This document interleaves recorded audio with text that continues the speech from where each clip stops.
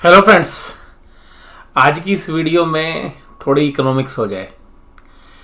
आज की इस वीडियो में थोड़ी इकोनॉमिक्स हो जाएगा। मतलब क्या है इसका मतलब आपको समझाता हूँ, थोड़ी देर रुकिए और वीडियो को अंत तक देखिए। आज के जो एनालिसिस में अब चर्चा करेंगे, आप शॉर्ट टर्म में जो चीज़ देख रहे हैं इसका इम्प्लीकेशन आपको थोड़े समय के बाद पता चलेगा। सबसे खास बात है डाउ जोन्स इंडस्ट्रियल एवरेज को देखिए। सबसे पहले आपकी स्क्रीन पर नजर आ रहा है 34602।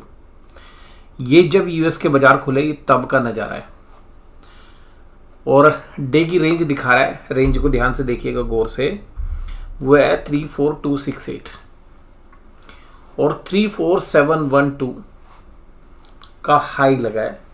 ये सब किस वजह से, पहले तो इसको सुन लीजिएगा। लेकिन इसके कारण देखिएगा कि जो डाउ जोन्स में 1.76% की तेजी है, ये किस वजह से है। और इसको देखते के साथ विश्व के बाजारों के अंदर सभी बाजारों में एकदम तेजी जो है देखने के लिए मिली। और इंडिया का भी जो निफ्टी का SGX है, यानी SGX निफ्टी फ्यूचर्स, वो 200 पॉइंट प्लस हो गया। हालांकि अब उतर गए हैं, वो बात अलग है। अभी तो ये जो डाउ जोन्स इंडस्ट्रियल एवरेज है उसका भाव बताता हूँ, 34200 है, यानी कि 400 पॉइंट टूट जाएगा अपने हाई से। अभी जो मैं आपके साथ एनालिसिस कर रहा हूँ, एनालिसिस करने से जस्ट पहले का भाव मैं आपके साथ शेयर कर रहा हूँ। अब इस पूरी चर्चा के अंदर ये क्या हुआ कि भाई डाउ जोन्स में इतनी अच्छी तेजी होगी, पूरे बाजारों में रिसेशन की बात हो रही थी, एक नैरेटिव सेट हो रखा था। हालांकि उस समय पर इंडिया ने बहुत तेजी कर ली। इंडिया में एक अलग तरीके का नैरेटिव है, वो भी मैं चर्चा करूंगा। तो ऐसा क्या हुआ कि डाउ जोन्स इंडस्ट्रियल एवरेज के अंदर ये अच्छी वाली तेजी देखी गई। हालांकि बाद में वो डाउ जोन्स के अंदर थोड़ी सी गिरावट आ गई। 4% की तेजी नैस्डैक इंडेक्स के अंदर है। रीज़न एक सिंपल है कि आज वहाँ पर जो इन्फ्लेशन के डेटा हैं वो पेश किए गए, वो उम्मीद से कम थे। यानी कि जो आप एंटिसिपेट कर रहे थे कि भाई यूएस में जो महंगाई है वो कम होती हुई नजर आ रही थी। भैया कम तो होनी है। कितना इंटरेस्ट रेट बढ़ाया उन्होंने, कितना रेट ऑफ इंटरेस्ट बढ़ाया, तो उसका इम्प्लीकेशन कहीं ना कहीं तो आएगा ना। सेम रेट से थोड़ी ना बढ़ती रहेगी कि कोई चीज़ आपको रोकने के लिए आ रही है और वो चीज़ रोक रही है आपकी इन्फ्लेशन को, तो उसने रोक दिया। लेकिन क्या इन्फ्लेशन पूरी खत्म हो गई? Answer is no.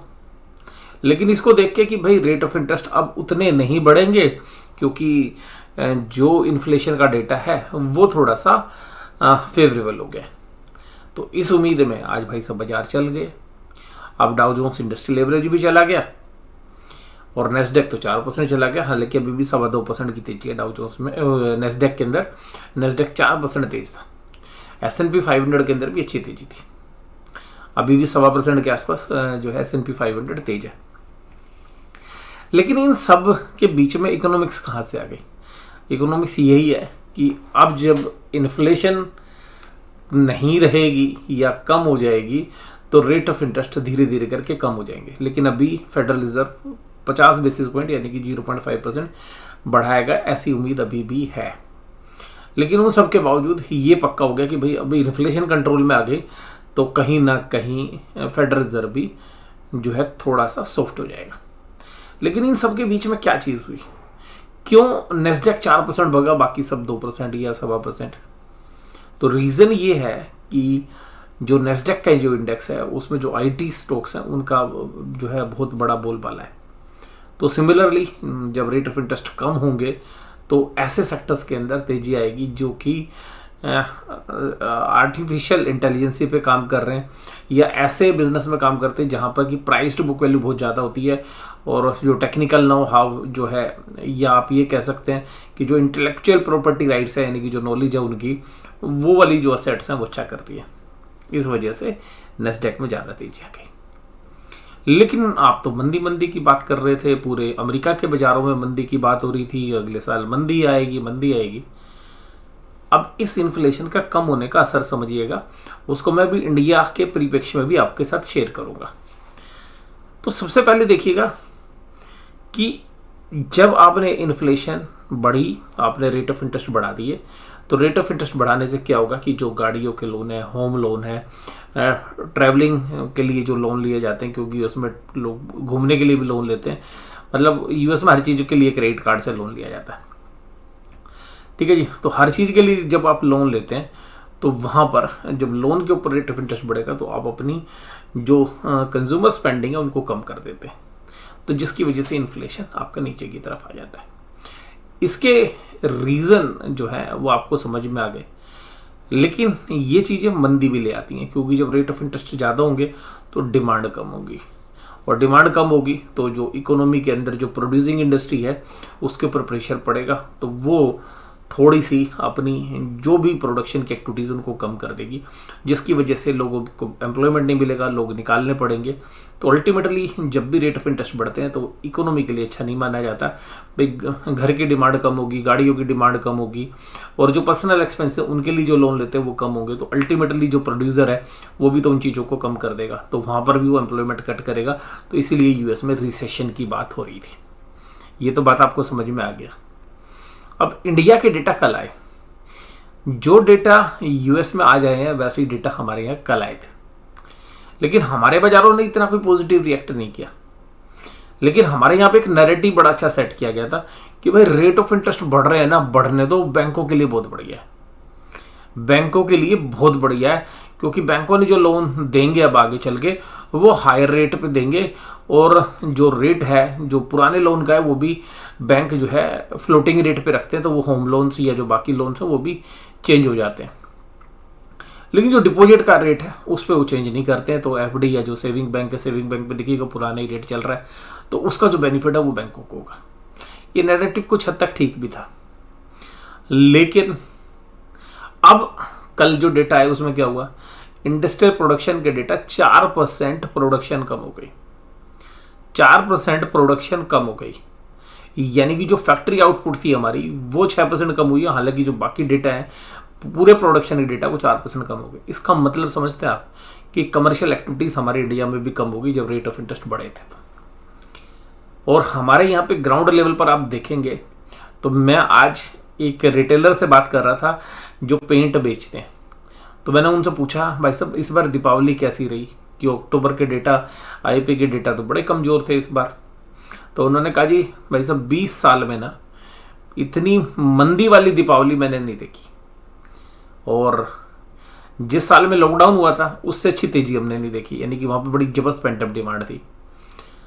वो हमारे आईपी के डेटा में भी है। तो अब ये जो चीज़ें हो रही हैं ये कैसे विरोधाभास है कि भाई अब अगर महंगाई कम हो रही है तो वो रेट ऑफ इंटरेस्ट बढ़ने की वजह से हो रही है, तो वो रिसेशन लाइक सिचुएशन इंडिया में भी आ रही है जब आप 4% का डी ग्रोथ दिखा रहे हैं अपने प्रोडक्शन डेटा में। तो लेकिन अब वो अगर कम होंगे, मान लीजिएगा अगर हम मान के चलें कि इन्फ्लेशन अब कम होगी और हमारे यहाँ पे भी रेट ऑफ इंटरेस्ट शायद अब बढ़े ना, या इसी के आसपास रहे या थोड़ा बहुत बढ़े, तो उसका असर किस पर आएगा, तो उसका असर बैंकों पे आएगा या नहीं आएगा। लेकिन बैंकों में ना एक बड़ा जबरदस्त तरीके का, मैं ये कहूँगा कि एक अलग तरीके का कार्टेलाइजेशन चल रहा है, यानी कि कुछ बड़े प्लेयर्स ने पहले से डिसाइड कर रखा है कि इस बार बैंकों के सारे शेयर्स को भगाना है, चाहे कोई भी बैंक हो, और वहाँ पर जो है रिटेलर्स उनके पीछे पीछे दौड़ेगा, और बाद में जो है पहले हम पंप करेंगे और फिर बाद में डंप करेंगे। तो सीधी सी बात ये है, मुझे पर्सनली ऐसा लगता है कि जो रिटेल इन्वेस्टर्स है वो भगती हुई चीज़ के पीछे भगता है, और जब वो रुकती है तो फिर एकदम जो है उसके पास कोई सहारा नहीं होता। तो मुझे पर्सनली यहाँ पे ऐसा लगता है कि जिस तरीके से येस बैंक का शेयर है, साउथ इंडियन बैंक है, कर्नाटका बैंक है, और इवन और कुछ छोटे बैंक्स हैं जहाँ पर फंडामेंटल्स, धनलक्ष्मी बैंक है, इतने फंडामेंटल्स इंप्रूव नहीं हुए जितने बैंकों के शेयर्स प्राइस बढ़ गए हैं। अब ये जो छोटे छोटे शेयर्स हैं जो 50 रुपये वाले, 100 रुपये वाले, 150 रुपये वाले शेयर्स, तो और भी कुछ बैंक्स हैं, तो अब वहाँ पर क्या होता है कि जो रिटेलर्स है उनको चेस करता है, और जो स्मार्ट इन्वेस्टर है वो उसको पता है भाई क्या करना है, वो ऊपर ले जाकर उनको ऑफलोड कर देगा। लेकिन आप रिटेलर को समझाओगे नहीं जी यहाँ पर ये वैल्यूएशंस वाइज महंगे हैं, वो आपको कहेंगे सर आपको क्या पता चलिए, आप अभी देखना इसमें तो 12% चल रहे हैं, 15% चल रहे हैं, तो हम उस चीज़ से निकल नहीं पाते हैं फंडामेंटल्स। तो मुझे लग रहा है कि जो बैंकिंग में जो रुझान है, ये कुछ रुझान आप देखिएगा, जिस साल में कोविड आया था उस साल फार्मा में था, और फार्मा तो देखिएगा फिर भी अनरीजनेबल वैल्यूएशंस पे नहीं गए थे, अभी भी मैं बोल रहा हूँ आपको। जब वो फार्मा गए तो उसके बाद शुगर स्टॉक्स आपने देखे, अभी पीछे रियल एस्टेट स्टॉक्स इसी तरीके से चल रहे थे। लेकिन एक बार ऊपर ले जाते हैं जब, और स्पेशलिटी केमिकल को आप कैसे भूल सकते हैं, स्पेशलिटी केमिकल में भी इसी तरीके की तेजी रही, और उससे पहले आईटी में इसी तरीके की तेजी थी। लेकिन उस सेक्टर को ऊपर ले जाके आराम से छोड़ दिया जाता है और रिटेलर्स उन सारे शेयर्स को लेके रखता है। लेकिन देखिए, अगर रेट ऑफ इंटरेस्ट कम हुए हैं और इसका असर होगा तो हमारे यहाँ पे आईटी कंपनी से बड़ा पॉजिटिव होगा। लेकिन एक ऐसा नैरेटिव इंटरनेशनली सेट किया हुआ है, इवन इंडिया के लिए भी बहुत बहुत बड़े फंड मैनेजर्स कह रहे हैं हम तो आईटी पे, हमने तो अपने पोर्टफोलियो में रखा, जीरो कर दिया, और आईटी को ऐसा मान लिया जैसे छुआछूत की बीमारी होगी। लेकिन आईटी के बगैर इकोनॉमी ग्रो नहीं कर सकती, ये बात आप भी समझते हैं। तो हालांकि अगर रेट ऑफ इंटरेस्ट कम हुए तो ये कल के लिए आईटी सेक्टर्स के लिए एक बड़ा पॉजिटिव है। तो ये तो बात मैंने आपके साथ करी इकोनॉमिक्स की। तो इकोनॉमिक्स को आप समझेंगे तो ये पाएंगे कि कुछ चीज़ें जब अच्छी होती हैं, जब महंगाई बढ़ रही होती है तो डिमांड भी वास्तव में होती है।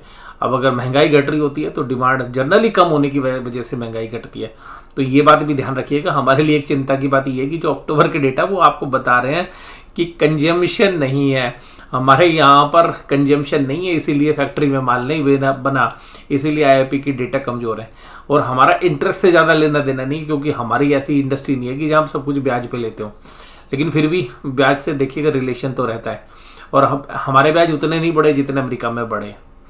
लेकिन फिर भी आप देखेंगे कि हमारे बाज़ारों में सच में जो इकोनॉमिक फ्रंट पे जो अक्टूबर के डेटा थे वो बहुत ही आपको मंदी दिखा रहे थे। लेकिन हमारे बाजार अभी किसी दूसरी मुद्रा के अंदर है, क्योंकि हमारा जो बाजार है वो कार्टेलाइजेशन में, या हम ये कह सकते हैं कि ऐसे तिजड़ियों के हाथ में है जो बाजार को अपने फ्यूचर्स और ऑप्शंस के सौदों के साथ बांधे हुए हैं, और उन्होंने जो शॉर्ट सेलर्स हैं उनको ट्रैप किया हुआ है।